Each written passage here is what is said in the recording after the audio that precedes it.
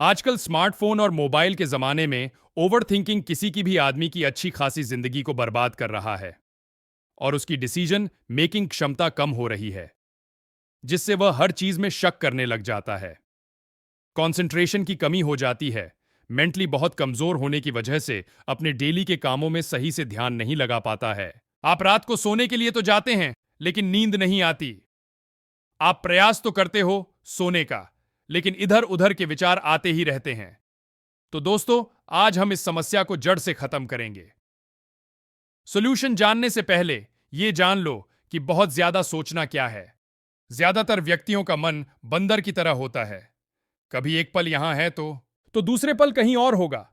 यदि आपको लगता है कि आपका दिमाग बंदर की तरह नहीं है, बंदर की तरह हरकतें नहीं करता है, तो आप कुछ देर आंखें बंद करके किसी एक विषय पर चिंतन या ध्यान लगाकर तो देखिए, आप पाएंगे कि आप कुछ और करने बैठे थे, लेकिन आप कभी भूतकाल में पहुंच गए, कभी भविष्य में पहुंच गए।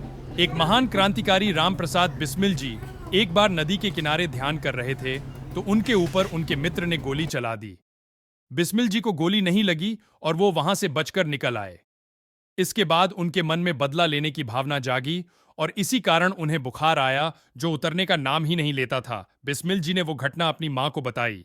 मां ने बोला कि उसे क्षमा कर दे, तू ठीक हो जाएगा। बिस्मिल जी ने उसे क्षमा कर दिया और बिस्मिल जी ठीक हो गए। इस सत्य घटना से हमें समझ में आता है कि अत्यधिक क्रोध में सोचते रहना हमारा विनाश करता है।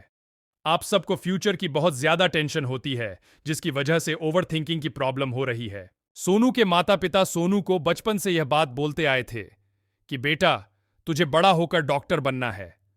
सोनू के दिमाग में डॉक्टर बनने का बोझ जन्म से ही डाल दिया गया। लेकिन जब सोनू बड़ा होने लगा तो उसकी रुचि पेंटिंग में बढ़ती चली गई।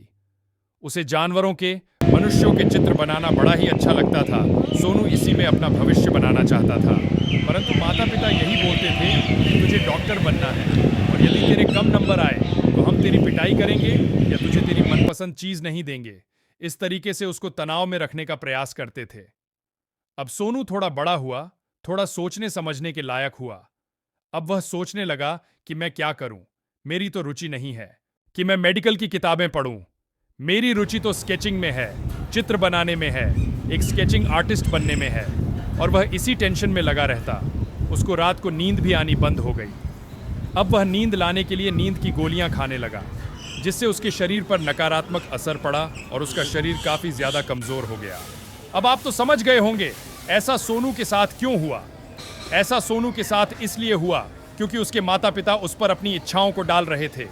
अपने बेटे की गुणवत्ता को ना पहचान कर जो किसी और की गुणवत्ता है, वह अपने बेटे पर जबरदस्ती डालने का प्रयास कर रहे थे। इसके कारण सोनू का स्वास्थ्य बिगड़ा, ओवरथिंकिंग में वह लगा रहा और उसका शरीर बहुत ही ज्यादा कमजोर हो गया। अब हमने उन कारणों को जान लिया है जिनके कारण ओवरथिंकिंग की समस्या हो जाती है। अब हम ज्यादा सोचना कैसे बंद करें, ये जानते हैं। अपने आप को व्यस्त रखें। जब आप एक बिजी पर्सन बन जाएंगे तो आपको फालतू बातें सोचने का समय ही नहीं मिलेगा। आपको अपने काम को 100% देना होगा। यदि आप ऐसा करने में सफल हो जाते हैं तो आप ओवरथिंकिंग से बच सकते हैं। अपने थॉट्स को क्लियर रखें। आज के समय में सबसे बड़ी समस्या यह है कि जब भी हम कोई काम करते हैं या कोई काम शुरू करने वाले होते हैं तो हमारे माइंड में थॉट्स क्लियर नहीं होते हैं। यदि हमारे थॉट्स ही क्लियर नहीं होंगे तो न तो हमारा काम करने में मन लगेगा। यदि आप ऐसा करने में सफल हो जाते हैं तो आप ओवरथिंकिंग से बच सकते हैं। अपने थॉट्स को क्लियर रखें। आज के समय में सबसे बड़ी समस्या यह है कि जब भी हम कोई काम करते हैं या कोई काम शुरू करने वाले होते हैं तो हमारे माइंड में थॉट्स क्लियर नहीं होते हैं। यदि हमारे थॉट्स ही क्लियर नहीं होंगे तो न तो हमारा काम करने में मन लगेगा। अच्छी और सकारात्मक चीजें सोचो दोस्तों। हमारा दिमाग सोचना बंद नहीं करता, क्योंकि सोचना ही इसका काम है। इसलिए जब हम बोलते हैं कि ओवरथिंकिंग मत करो, तो कहने का मतलब होता है नकारात्मक ना सोचें, बल्कि सकारात्मक सोचें, क्योंकि सकारात्मक सोच कभी ओवरथिंकिंग नहीं बन सकती। सकारात्मक सोच आपकी ओवरथिंकिंग को खत्म कर देगा। सकारात्मक सोच की ओवरथिंकिंग करो, यानी सकारात्मक सोच को हद से ज्यादा सोचो। इससे आपका सर दर्द करने के उल्टा आपको और ऊर्जा मिलेगी। डे ड्रीमिंग करो, इससे आपके दिमाग की बुद्धिमत्ता बढ़ाती है। अपना मनपसंद काम करें। यदि आप खाली बैठे हैं और आपके पास काम करने के लिए कुछ ना हो तो आप अपना पसंदीदा काम करने लग जाए। अगर आपको खाना बनाना पसंद है तो कुकिंग करने लग जाए, कोई गेम खेलने लग जाए। इसके लिए आप राइटिंग भी कर सकते हैं, स्विमिंग कर सकते हैं। अगर आप अपनी ओवर थिंकिंग को रोकना चाहते हैं और अपने में सुधार लाना है तो आप हर वह अच्छा काम कर सकते हैं। संगीत सुने और मेडिटेशन करें। आप अपना मनपसंद म्यूजिक सुन सकते हैं। अच्छा, संगीत मन को टेंशन फ्री रखता है।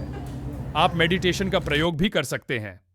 आपको ध्यान को अपनी डेली रूटीन का एक पार्ट बनाना होगा और अच्छे से सीखकर रोज ध्यान करना होगा। यह बात वैज्ञानिक रूप से सिद्ध है कि मेडिटेशन से हमारे दिमाग का फ्रंटल लोब मजबूत बनता है। यही पार्ट हमारे निर्णय लेने में, फोकस में और एकाग्रता में मदद करता है। अकेले ना रहकर अपने दोस्तों से बात करें। खुद को अकेले छोड़ना यानी ओवर थिंकिंग को बुलावा देना। खुद को अकेले छोड़ोगे तो आप अधिक सोचने बैठ जाएंगे।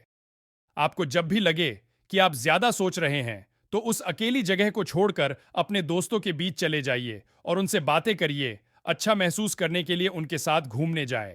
ओवर थिंकिंग को रोकने के लिए डेविड एलन बोलते हैं कि जो भी चीज आपके दिमाग में आ रही है उसे अपने दिमाग में छोड़ देने की बजाय उसे लिख कर रख लो।